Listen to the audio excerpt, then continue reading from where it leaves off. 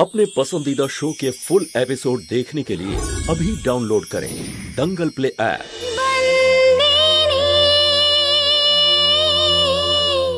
Wow Hiten, it's a great news. খেমি মা হতে চলেছে। ওয়াও, কি খুশির কথা তাই না? হ্যাঁ তোরাল, এই জন্য আমিও খুব খুশি যে ও জীবনে একটু তো আনন্দ পেল। এই বাড়িতে সবাই এটা নিয়ে চিন্তিত যে খেমি অর্জুনের সন্তানের মা হতে চলেছে। তাহলে সেই সিদ্ধান্ত কি হবে যা পঞ্চায়েতের শান্ত সবার সামনে নিয়েছিল? গ্রামের সবাই সেখানে উপস্থিত ছিল। তোরাল, আমি শুধু এটাই বলছি যে গ্রামবাসীরা খেমি আর অর্জুনের সম্পর্ক মেনে নেয়নি, তাহলে কি ওদের সন্তানকে ওরা মেনে নেবে? ডোন্ট ওয়ারি হিতেন, এখনো অবধি সব ঠিকই আছে না, পরেও তাই থাকবে। রিল্যাক্স। আর হ্যাঁ, কাল আসছি আমি ওখানে। অনেক দিন হয়ে গেছে বাড়ির সবাইকে দেখিনি। আর কি? আর তোমাকেও দেখিনি, অনেক দিন হয়ে গেছে। I am missing you. Missing you too. কালকে আমি তোমার অপেক্ষায় থাকবো। Good night. Bye. Good night. পাগলি।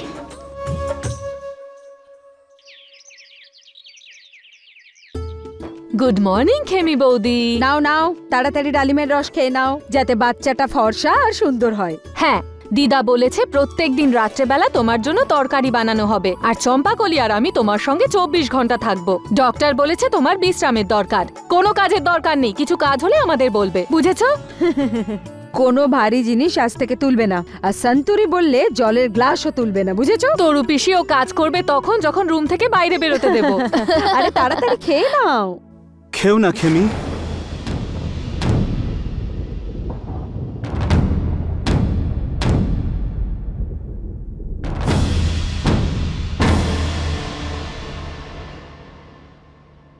কোনো দরকার নেই আপনাদের এত কিছু করার। আমি জানি আমার সন্তান অভাবেই বড় হবে, তাই ওকে এখন থেকে সেই পরিবেশেই রাখা উচিত। অর্জুন, তুই মায়ের গর্ভ থেকেই ওকে শিখতে হবে গরিব কাকে বলে। এটাই উচিত হবে যে আমার স্ত্রী আর সন্তান ততটাই জিনিস চাইবে যতটা আমি দিতে পারবো। কারণ না আমার সন্তান এই বাড়িতে জন্ম নেবে, আর না আমি আর খেমি এই বাড়িতে থাকবো। এসব তুই কি বলছিস অর্জুন? আরে খেমির অবস্থাটা দেখ, ওর বিশ্রাম প্রয়োজন, আর তুই ওকে নিয়ে চলে যাবি?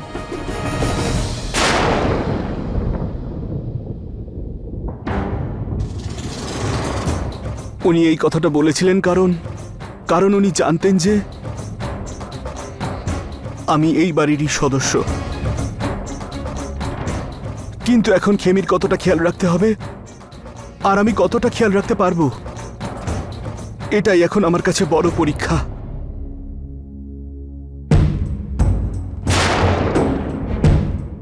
আমি আর খেমি এই বাড়ি থেকে চলে যাই, সেটাতে আমাদের আর বাড়ির সকলের ভালো হবে। কারণ সিদ্ধান্তটা যে মালকিনের নেওয়া। ব্যাস ব্যাস ব্যাস, অনেক শুনেছি আমি এই সমস্ত কথাবার্তা। তুই ওই বাড়ি থেকে কোথাও যাবি না, আর খেমিও কোথাও যাবে না। ওই পরিবারের একজন উত্তরাধিকারকে জন্ম দিতে চলেছে, তাই ও এখানেই থাকবে, এই বাড়িতেই।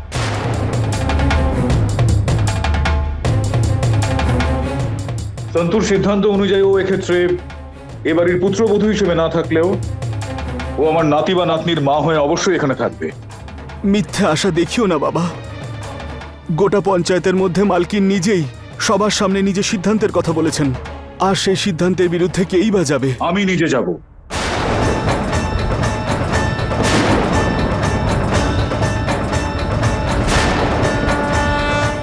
কিন্তু তবু আমি আমার পুত্রবধূ এবং আমার ছেলেকে এই বাড়ি থেকে কোথাও যেতে দেবো না।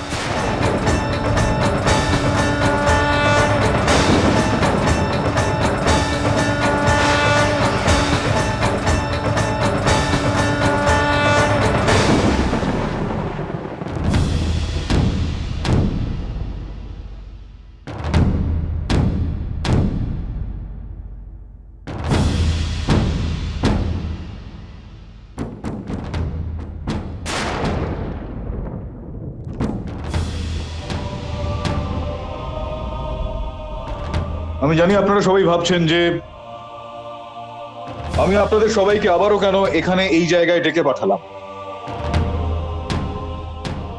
আমি যে কথাটা এখন বলতে চলেছি সেটার জন্য হয়তো আপনাদের এটা মনে হতে পারে যে আমি এই আসন বা এই সম্মানের যোগ্য নই হয়তো,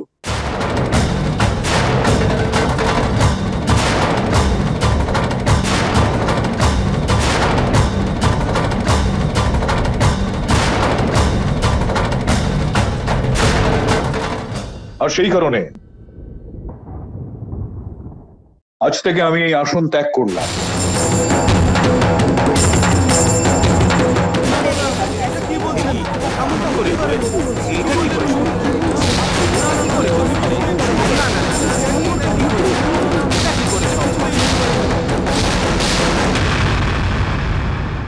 কেননা গতকালই পঞ্চায়েতে আমার পুত্র এবং পুত্রবধূ সম্পর্কিত যে সিদ্ধান্তের কথা ঘোষণা করা হয়েছে আমি সেটাকে মানছি না। কেউ আমার কথার সঙ্গে সহমত হবেন না, কেননা আজ পর্যন্ত এই আসনে বসে যা যা সিদ্ধান্ত নেওয়া হয়েছে, যা যা নির্দেশ আমরা পেয়েছি, আমরা প্রত্যেকে সেগুলো পালন করে চলেছি। কিন্তু আজকে আমি ধর্মরাজ মাহিয়া বংশী, ধর্মপুরের মালিক, এই আসনের বিরোধিতা করছি।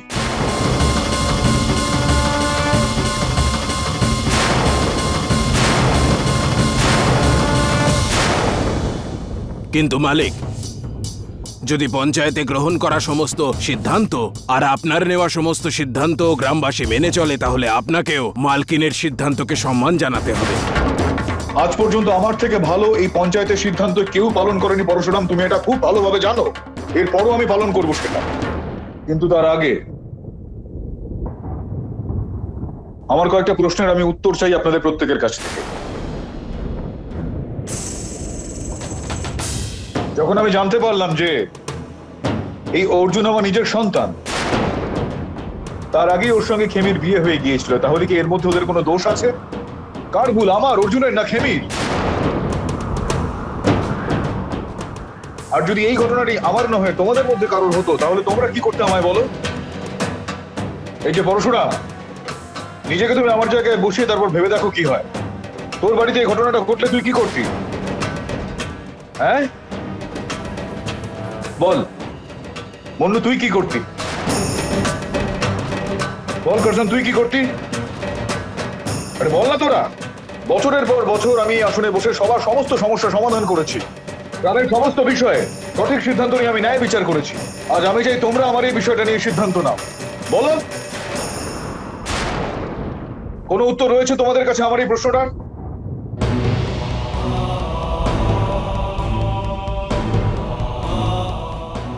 আমি বলে দিচ্ছি,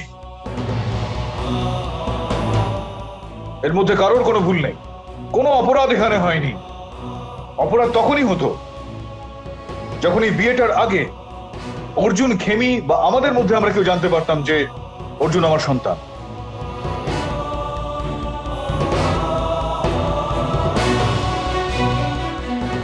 এবার এটা বলো আমায়, শাস্তি এখন কাকে দেওয়া উচিত?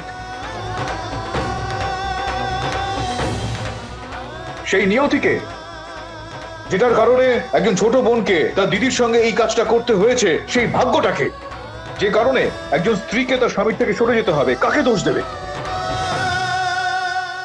আরে বলো তোমরা কিছু। তোমাদের চুপ করে থাকায় মনে হচ্ছে তোমরা মালিকের কথা মানতে পারছো না। মালিকের মতো এতদিন আমি তোমাদের কথা শুনেই এসছি, কিন্তু আজ আমি বলবো কিসের জন্য শাস্তি পাবে আমার নাতনি? ওর অর্জুনের সঙ্গে বিবাহ বন্ধনে আবদ্ধ হয়েছে সেই জন্য, আর অর্জুনের শাস্তি হচ্ছে কারণ ও খেমিকে বিয়ে করেছে সেই জন্য। আরে যে সম্পর্কের কথা বলছো তোমরা মাসি আর ভাগ্নের, সেটা রক্তের সম্পর্কে হয়, অন্য কোনো সম্পর্কের নয়।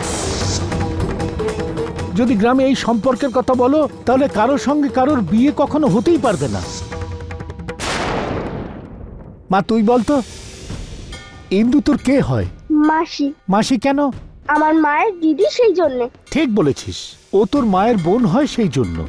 আর তুই বলতো তুলসী, তুই ইন্দুকে কাকিমা কেন বলিস? ওর তো তোর বাবার ভাইয়ের সঙ্গে বিয়ে হয়নি, তাহলে কাকিমা কেন বলিস?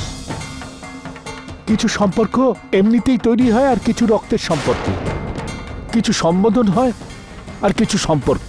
যদি অর্জুন আর খেমির সঙ্গে কোনো রক্তের সম্পর্ক থাকতো তাহলে এই বিয়ে মানা যেত না, কারণ অর্জুনকে যখন সন্তু জন্ম দেয়নি সেই জন্য ওর আর খেমির সম্পর্কটা শুধুমাত্র সম্বোধন, রক্তের সম্পর্ক নয়। আরে ভাই, সমাজের কাজ হলো একজনের সঙ্গে আরেকজনের সম্পর্ক তৈরি করবার, তাদের সংসার করতে সাহায্য করা, শুধু শুধু কিছু বাজে কথা বলে কারোর তৈরি করা সংসার ভেঙে দেবার জন্য নয়। আমি শুধু এইটুকুই বলতে চাইবো যে মালিক আমাদের সঙ্গে এতদিন পর্যন্ত সবসময় ন্যায়ই করেছেন, আর আজ যদি উনি ভুল সিদ্ধান্ত নেন তাহলে এই আসন তার মর্যাদা হারাবে, এই আসন অভিশপ্ত হয়ে যাবে। তারপরে এই আসন থেকে আর কখনো কোনো ন্যায় বিচার পাওয়া যাবে না, কোনো ন্যায় হবে না। আমি এটা বলছি না সন্তু যে তুই যে সিদ্ধান্ত নিয়েছিস সেটা ভুল। নিজের দিদির সুখ বলিদান দেবার আগে তুই চিন্তা করিসনি। আর আজ যখন মালিক ওই সিদ্ধান্ত মানছেন না, কারণ মালিক গ্রামের এই কুসংস্কার আর ভুল ভাবনা চিন্তা আটকাবার জন্য মালিক এই সিদ্ধান্ত মানছেন না।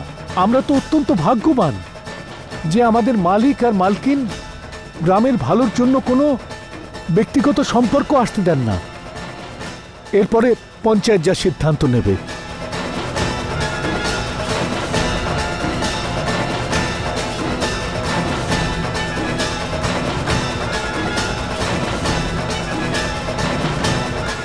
মালিক,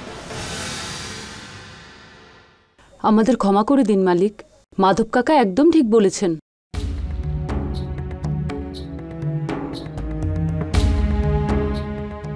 সমাজ সম্পর্ক তৈরি করে, ভাঙে না।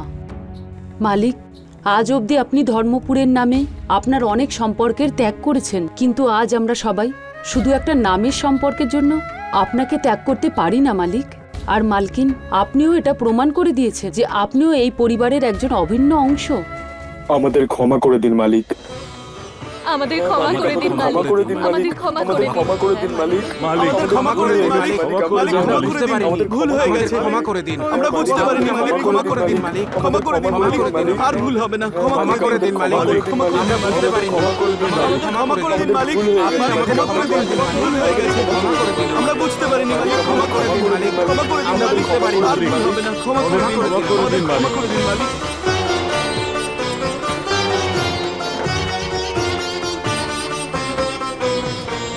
জয় শ্রীকৃষ্ণ, ধন্যবাদ।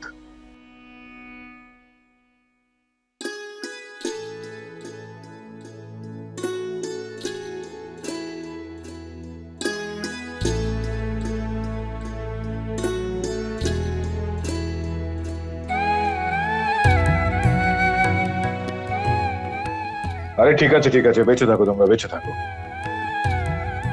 এই সময় তুই ঝুঁকিস না এতটা। ডাক্তার একটু সামনে সামনে থাকতে বলেছে না? হ্যাঁ,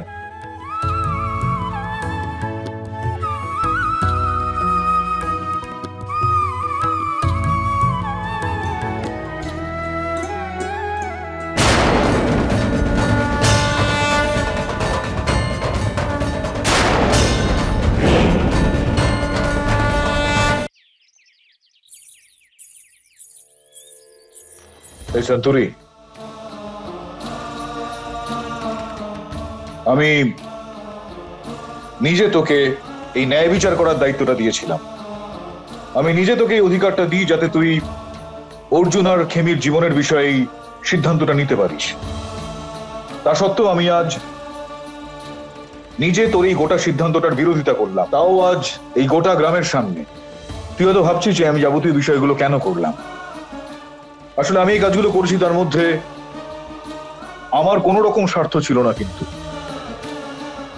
তোর সিদ্ধান্ত অনুযায়ী যদি খেমি এই বাড়ি ছেড়ে চলে যেত, তাহলে ওর গর্ভে বেড়ে ওঠা আমার নাতি বা নাতনির সঙ্গে চলে যেত, তাই না? আর কোন রকম অপরাধ না করেই একজন সদ্যজাত শিশুকে খেমির সঙ্গে সঙ্গে শাস্তি ভোগ করতে হতো। এবার তুই একটু ভাবনা চিন্তা করে দেখ, এই সিদ্ধান্তটা খুব একটা ঠিক হতো না। বুঝতে পারলি কারণটা? যখন আমি খেমিদিকে এই শাস্তি দিয়েছিলাম যে ও বাড়ি ছেড়ে চলে যাক, তখন আমার থেকে বেশি কষ্ট আর কারোর হয়নি। আর আপনার এই সিদ্ধান্তের ওপর আমার কোনো অভিযোগ নেই, কারণ এই সিদ্ধান্তে আমার দুঃখ আর অপরাধ দুটোই কম হয়ে গেল। সারা জীবন নিজের দিদির থেকে দূরে থাকার দুঃখ থেকে আপনি আমায় বাঁচিয়ে দিলেন মালিক। আপনার নেওয়া এই সিদ্ধান্তে সব থেকে বেশি খুশি আমি হয়েছি।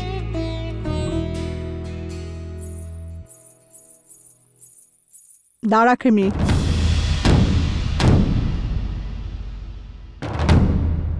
তুই এভাবে বাড়ির মধ্যে প্রবেশ করতে পারিস না।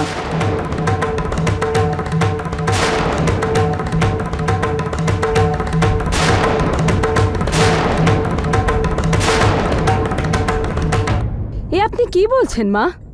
আরে তরু, প্রথমবার বউ হয়ে এলো এখানে, ওকে বরণ করে গৃহপ্রবেশ করতে হবে না? আরে শান্তু মা, বরণ ডালা নিয়ে আয়। তোরা দুজন এখানে কি করছিস? যা, ওকে গিয়ে সাহায্য কর।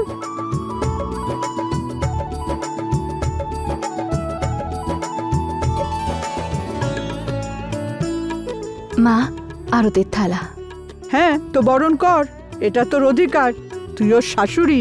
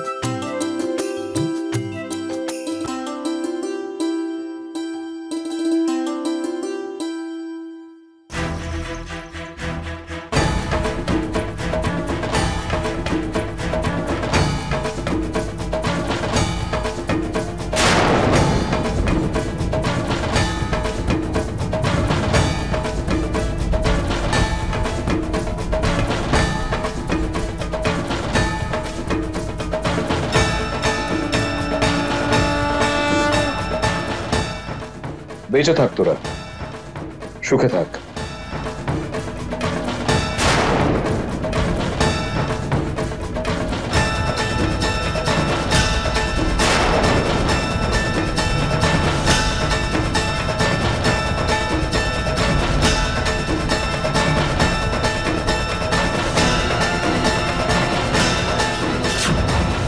জামাইবাবু আর দিদিকে নিজেদের মধ্যে স্বামী স্ত্রীর সম্পর্ক ভাঙতে হবে।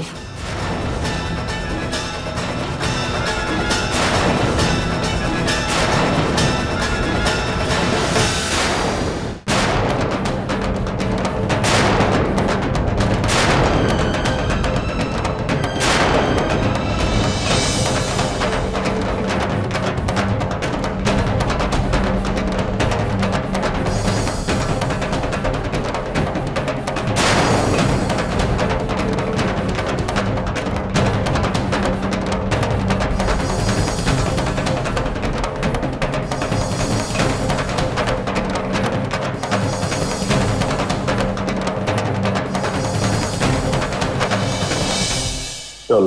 মা, মা, মা। আরে চেঁচাচ্ছিস কেন? কি হয়েছে? ওই মনে হয় হিতেন দাদা বাড়ি ছেড়ে চলে গেছেন।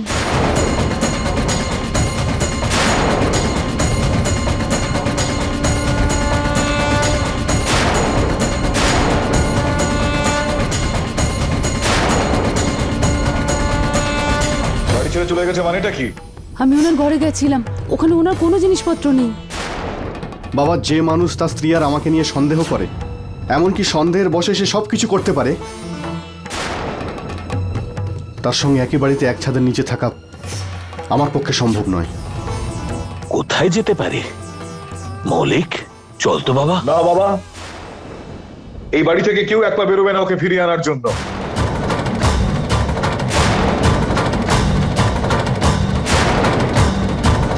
ও নিজেই ফিরে আসবে, দেখে নিও।